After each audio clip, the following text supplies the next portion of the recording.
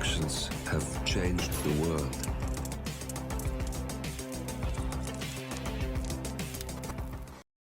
Hello, and welcome back to the world of assassination and the newly added challenge, a fine vintage set in Mendoza. And for this challenge we need to eliminate both Archibald Yates and Tamara Vidal with a fiber wire. We must exit via the boat exit and we cannot change our disguise. And for this we will get a bottle of Pinot Noir as a nice reward.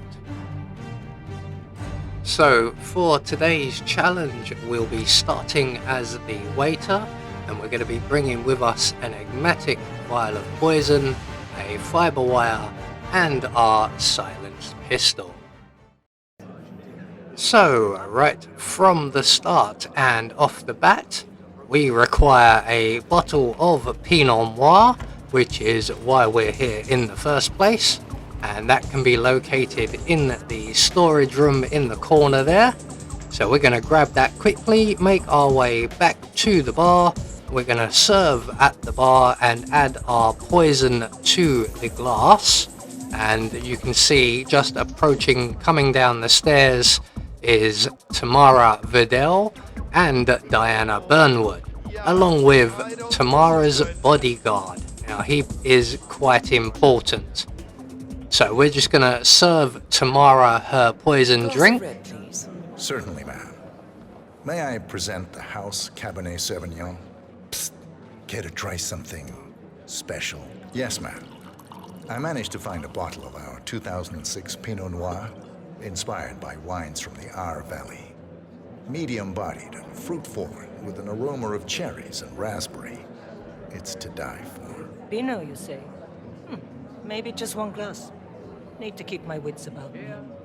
So as soon as we are able, we are going to vacate the bar area, and Tamara will now be getting sick and she will be heading over to the bathrooms by reception, which is coincidentally where we are heading, although we want to get there nice and early so that we can get rid of these two gentlemen. So as I said, Tamara's bodyguard can be a bit finicky, so we want to remove this gentleman when he goes into the cubicles, and then we'll sneak up on the bodyguard and we'll drag him into the cubicle behind him. We're going to collect up the key card and the gun that he drops. We don't want to leave any traces behind. There we go. We're going to deposit him in this cubicle here.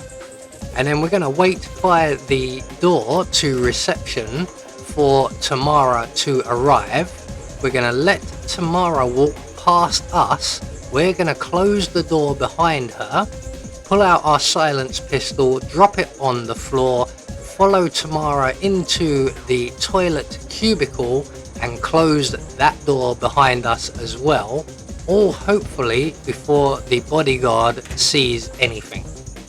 And then when he finally comes into the room, he is hanging back a little bit more than normal. He should spot the gun. There he goes.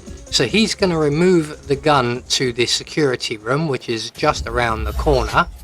While he is busy doing that, we are going to use our fiber wire on Tamara here.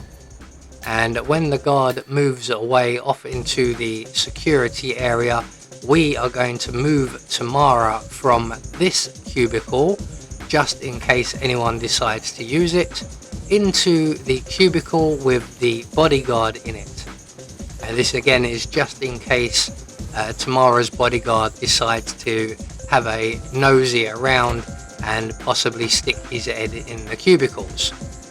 So Tamara taken care of. Next up is Don Archibald Yates, and we need to make our way up to the villa. And I realized on editing this video that I've actually gone the long way.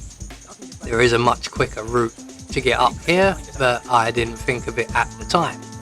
So we're going to make our way straight up past the frisk without stopping. We don't need to. up onto the upper level of the Yates's apartment or building. They have just left. In fact, they've just made their way downstairs into the garden. They're going to be a little while. Now, when they return, Don Yates's wife will be the first to arrive, and she will arrive ahead of Don Yates in enough time for us to render her unconscious, deposit her in the closet provided, and then we can retake up our position on the balcony, and we will have just a short wait for Don Yates to join us.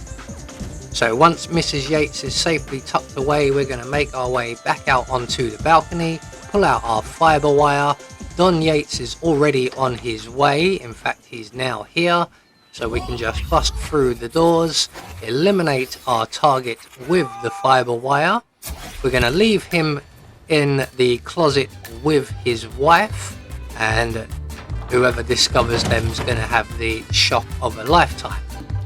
So now we need to exit via the boat. This is probably the trickiest part of the mission. Not getting to the boat, but getting on it. So we're just going to exit out via the back of the villa. We're going to wait in the tall grass here, and there should be a pair of patrolling guards in this area. They've usually been around, but they're not here today, which is a little bit concerning.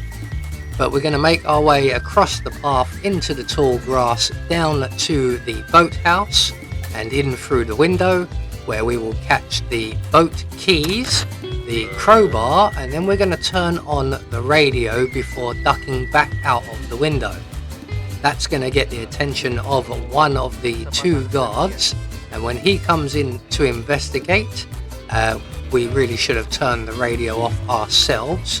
We're going to wait for him to turn the radio off, and then we're going to render him unconscious with our crowbar, and his colleague will either be making his way to the corner just to our left, or as he is now, down the pier, which is lucky as the patrolling guards were just on their way over. They should have actually just been heading away when we done this. So there we go, one more challenge taken care of. Quite a quick and easy one, relatively speaking. There is a bit of waiting around for Don Yates, but we managed to get the job done, and we've earned our Pinot Noir. I have been Anubis, and I will see you all in the next video.